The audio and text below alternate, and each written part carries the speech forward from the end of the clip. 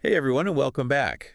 If you're into international relations like we are, or maybe you're prepping for the UPSC exam, this deep dive is for you. We're going to be tackling how the state is changing, like really changing in this globalized world. It's wild, isn't it? How the idea of a state, it's not this fixed thing. Right. It's constantly evolving. Exactly. And we're going to go deep using some really classic readings on the topic. Everything from like the very beginning, the rise of nation states. Oh yeah, to the total mind-bending impact of globalization. I mean, the 19th century, that's where our sources start. And Oh, wow, talk about a time of intense battles for national self-determination. It absolutely. really set the stage for so much. It did. Those fights for independence, they still echo today, don't they? Oh, they do. In a big way. I mean, think about it. The unifications of Italy and Germany, those were huge. Huge. And the struggles for independence across Latin America, that was defining. And that idea, right, that a nation state should be based on a shared identity and have the right to govern itself. Self-determination, it's huge. It is, and it's still shaping international relations. I mean, Yeah. you can see it, can't you? Oh, absolutely. You Yeah. see those historical events still shaping the world map. And they fuel conflicts even now. Yeah. But then things shifted, didn't they? Yeah, they did. In the 20th century. The big turn, The state started taking on more and more responsibility. especially in economics and social welfare. It was a huge change. It was. The rise of the welfare state, that was a massive shift, providing things like health care and social security. I mean, that wasn't around before. It wasn't, and it was partly influenced by Keynesian economics, wasn't it? Yeah, wasn't it? Oh, yeah. Yeah, Keynesianism argued that governments, they should actively manage the economy. Especially during those downturns. Yeah, so it wasn't just about maintaining law and order anymore. It was about ensuring economic stability. And providing a safety net for citizens. Right, which led to this massive expansion in government programs. And spending, it was a lot. It was. It's interesting, though, to contrast that, with the collectivized states. Like the former Soviet Union, where the government, they controlled almost everything. Almost every aspect of the economy. Yeah, But even in the capitalist countries, there was this trend. towards a more active role for the state. But then around the 1980s, things changed again, didn't they? They did. Our sources start talking about the state being hollowed out. That's when globalization really took off. It did. The rise of neoliberalism, the push for free trade. And the flow of capital across borders, it all put immense pressure on states It did. Suddenly, it was like they were competing with each other. to attract foreign investment. So that's where terms like the competition state, And market states come in. it's like countries had to become more business friendly, They did. cutting regulations and taxes to stay competitive in this global marketplace. Exactly. It makes sense, though, doesn't it? It does. I mean, if a company can just easily move its operations. Right, to a country with lower taxes. And fewer rules, what's a government to do? Yeah, It creates this race to the bottom it does. where states, they feel they have to prioritize attracting capital. Even if it means like weakening worker protections or environmental regulations. Yeah. So for our listeners, and especially those UPSC aspirants out there, it's key to grasp how these global forces, how they've reshaped the role of the state. They have. It's not just about historical events anymore. Right. It's about economic pressures and competition on a global scale. Exactly. But does this mean, does it mean that the state is becoming irrelevant? That's the big question, isn't it? It is. While some argue that it's being hollowed out or even becoming obsolete, our sources, they offer a more nuanced view. They do? They suggest that globalization is transforming the state, Okay. not necessarily making it disappear. That makes sense because states still hold enormous power, don't they? They do. I mean, they control borders. Reinforce laws. They have a monopoly on the use of force within their territories. That's right. But how is this power being transformed? Yeah. Our sources mention Robert Cox. And his idea of the internationalization of the state, Yeah, what's that all about? Cox, he's a brilliant thinker.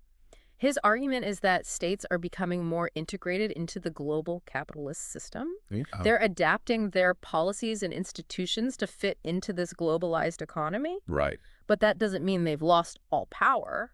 Okay, so I'm starting to see the picture here. It's like states are shifting their focus. They are. Instead of directly managing the economy like they did in the past, they're now more focused on creating the right conditions for global capitalism. Precisely. to thrive within their borders. And Cox argues that you can't have a globalized economy without a political framework to support it. Right. You need rules, you need institutions, Hmm. and often military power to ensure stability and to protect that flow of goods and capital. Right, right.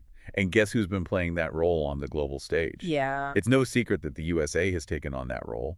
Of a global enforcer. They project military power around the world, and their economic policies have a massive impact They do. on the global system. That's a perfect example of what Cox is talking about. It is. But even beyond the USA, you see this shift happening in various forms across the world, don't you? You do. States are becoming less about direct control Yeah. and more about facilitating global capitalism, Yeah. all while trying to balance the needs of their citizens with the demands of global markets. It's a delicate balancing act, isn't it? It is. And it leads us to another intriguing model that our sources highlight. Yeah. Bob Jessup's idea of the Schumpeterian competition state. It's a mouthful. It is. What's that all about? Jessup's model focuses on states that are laser-focused on achieving economic growth by gaining a competitive advantage in the global market.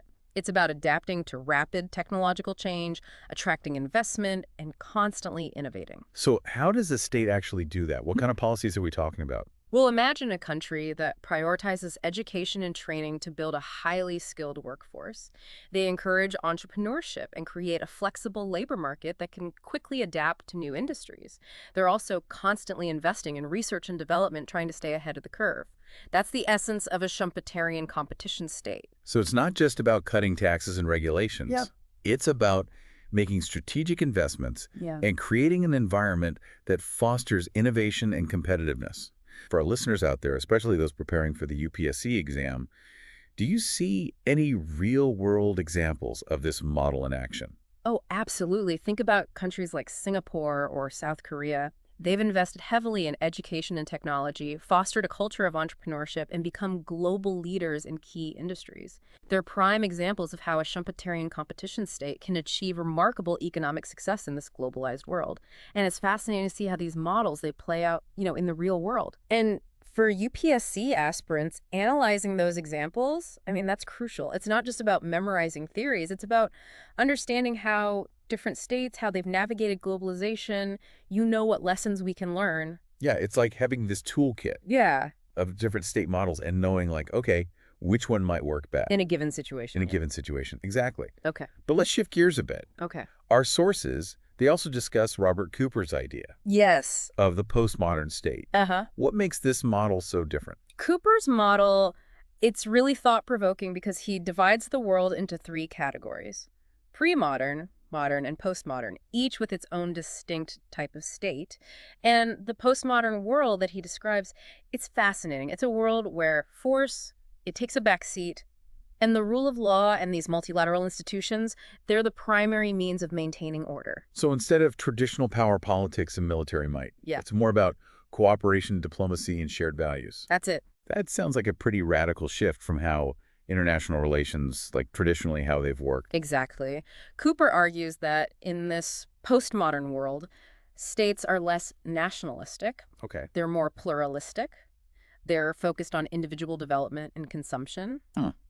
He even goes as far as to suggest that the European Union, it might be an example of a postmodern proto-state. That's a bold claim. It is. I mean, imagine a world where states, they willingly pool their sovereignty Yeah.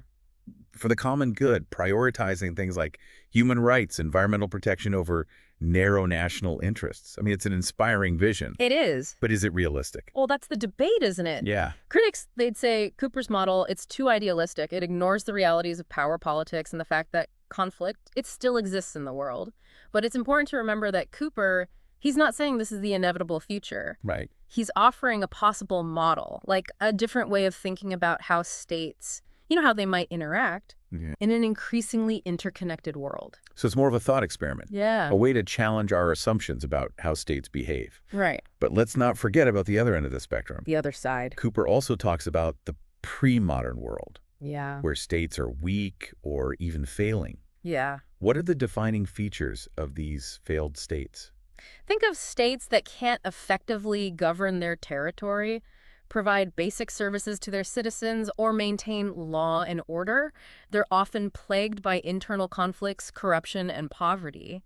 And sadly, these failed states, they're often concentrated in regions that have experienced, prolonged instability, Well, like parts of sub-Saharan Africa or the Middle East. it's a stark reminder that statehood, it's not a given. Oh, It's a fragile thing. it is. And the consequences of state failure, they're devastating. Yeah. Not just for the countries themselves, but for the entire international community. Yeah. It leads to humanitarian crises, refugee flows, and often it becomes a breeding ground for terrorism and organized crime. It does.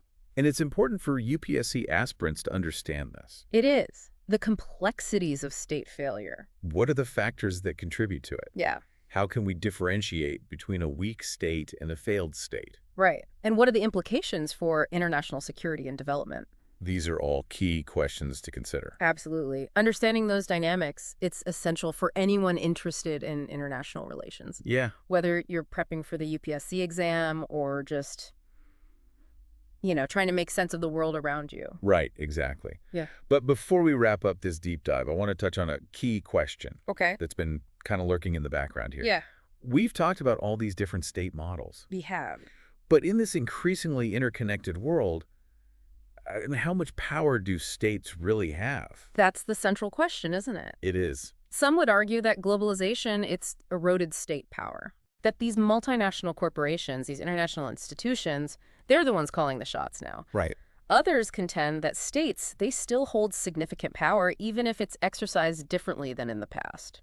So it's not a simple yes or no answer. It's not. It's more about understanding those complexities of power. In a globalized world. States may not have absolute control anymore, but they still play a crucial role They do. in shaping the global landscape. Exactly, and that's why understanding how states adapt, cooperate, and compete, that is so crucial. It's about recognizing that the state, it's not this static entity. Right. It's constantly evolving in response to, internal and external pressures. And for our listeners, especially those UPSC aspirants, Yeah. analyzing these dynamics, Mhm. that is key to understanding the big picture of international relations. It's about connecting the dots between historical trends, economic forces, and the evolving nature of state power. But the question remains. What does this mean for the future of global governance? That's where things get really interesting. And that's where I'll pick up in our next segment. Okay. We've laid the groundwork by exploring those different ways states have transformed and adapted, but now we have to grapple with this big question. In a world of interconnected challenges, from climate change to pandemics to economic instability, how can states effectively cooperate to address those global problems?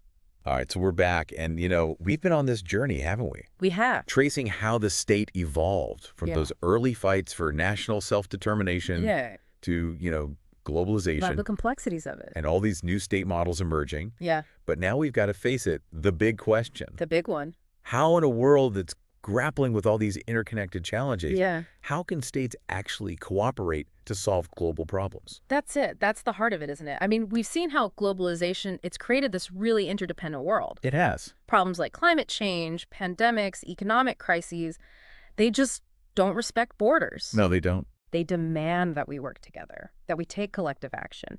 But achieving that, It's tough. it can be so difficult. It really can. It's like we've got this paradox, right? Yeah, We need states to cooperate more than ever, we do. but at the same time, they're under all this pressure to compete. And prioritize their own interests. Exactly. So how do we bridge that gap? Yeah. What are some of the mechanisms for global governance that our sources talk about? Well, I mean, one obvious answer is international organizations like the UN. I mean, the UN, it was founded on this whole idea of collective security, Right. promoting cooperation among states Wow. to address global challenges. Yeah. It's got this huge mandate from peacekeeping to development to human rights. But let's be real. The UN, it has its limitations. It does. It often struggles to reach consensus, Yeah, and its decisions, they're not always enforceable. right. Plus, it gets criticized a lot for being bureaucratic and slow to respond to crises, Right. right? So valid criticisms. They are. And it kind of highlights the challenges of global governance. Yeah. I mean, states are often reluctant to, cede too much sovereignty to international organizations. They are. They worry about being bound by decisions that maybe they didn't agree with, Right. or having their actions constrained by these international rules. Right. So if the UN's not a perfect solution, Yeah, what other options are there? right. Our sources, they mention regional organizations as another way to cooperate. Can you tell us more about that? Absolutely. So think about organizations like the European Union, Uh-huh. the African Union, or ASEAN. Yeah. These regional blocs, they allow states to cooperate on all these issues of shared interest, Right. from trade to security to environmental protection. Okay. And they can be more nimble, Yeah. more effective than these global organizations like the UN, because they're dealing with a smaller group of states Right. with, more aligned interests. Yeah, that makes sense. It's easier to find common ground and reach agreements when you're working with your neighbors, It is. so to speak. But even with these regional organizations, Yeah. there can be disagreements, tensions. Yeah. And what about the issues that really need global cooperation, Okay. like climate change? How do we tackle those? That's where things get really, really tricky. Climate change, it's a classic example Yeah, of a tragedy of the commons problem. it is. Individual states, they might be tempted to put their own economic growth first, Yeah. even if it means harming the global environment. Right. We need mechanisms to incentivize cooperation and hold states accountable for their actions. So we're talking about international treaties, agreements, Yeah. like the Paris Agreement, for example. Exactly. International agreements, they can be really powerful tools for setting these global standards, promoting cooperation, addressing these issues that cross borders. But, they also face challenges. Enforcement can be difficult. States can sometimes back out of agreements if they feel it's not in their best interest anymore. Sounds like there's no easy fix. No. No magic bullet for global Oh, governance. at all. It's messy. It's complex. What is It requires constant negotiation, compromise, Yeah. willingness to put those collective interests ahead of, narrow national interests, at least sometimes. That's a great way to put it. And for those of you studying international relations, especially those prepping for the UPSC exam, understanding these nuances, It's key. it's so important. It's not just about knowing those different theories of international relations. It's about applying them to real-world problems and understanding how challenging global governance is in the 21st century. It's about recognizing there's no one solution. No. We need a whole bunch of approaches. We do. From strengthening those international organizations, Right. fostering regional cooperation, Yeah. negotiating those effective international agreements, That's a lot. and maybe most importantly, a shift in mindset. Yeah. Recognizing that in this interconnected world, our fates are intertwined. Absolutely. And for all of our listeners out there, whether you're, a future diplomat or just a concerned citizen, understanding all of this, it is crucial. It's about being informed, engaging in those tough conversations, and advocating for solutions that benefit not just your own country, but the global community. We've covered so much ground today.